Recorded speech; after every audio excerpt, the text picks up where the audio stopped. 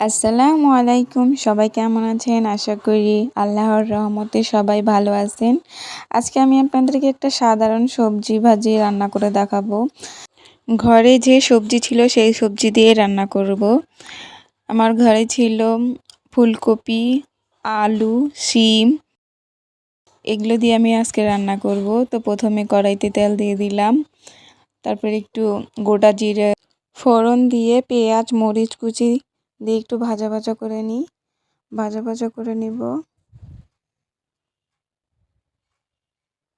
তারপর এখানে আদা বাটা, রসুন বাটা আমি দিয়ে নিলাম। এটা একটু কিছুক্ষণ ভাজবো। তারপর এখানে লবণ, হলুদ, মরিচের গুঁড়ো দিয়ে নিলাম।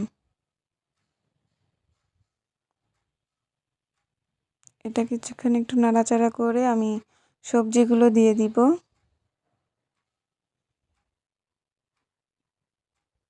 সবজিগুলো ভালো করে মিশিয়ে নিব।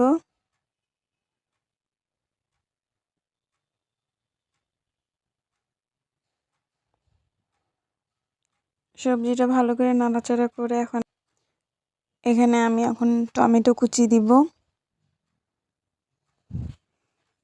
টমেটোটা একটু ভালো করে নাড়াচাড়া করে এখন আমি ঢেকে দিব।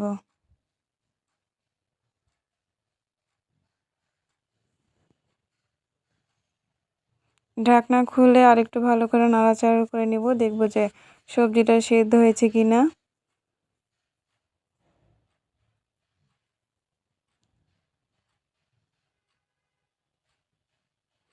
এখন আমি এখানে ধনিয়া ও জিরার গুঁড়ো একটু দিয়ে দিলাম। তারপর আবার একটু নাড়াচাড়া করে নিব।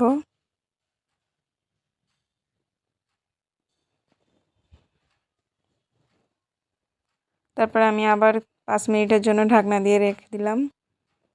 5 মিনিট পর ঢাকনা খুলে এখানে ধনিয়া পাতা দিয়ে দিলাম।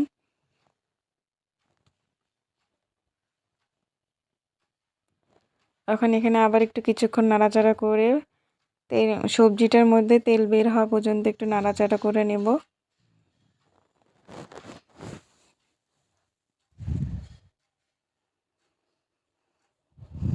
এখন আমার রান্নাটা হয়ে গেছে। দেখুন বাটিতে তুললাম, কত সুন্দর কালার হয়েছে।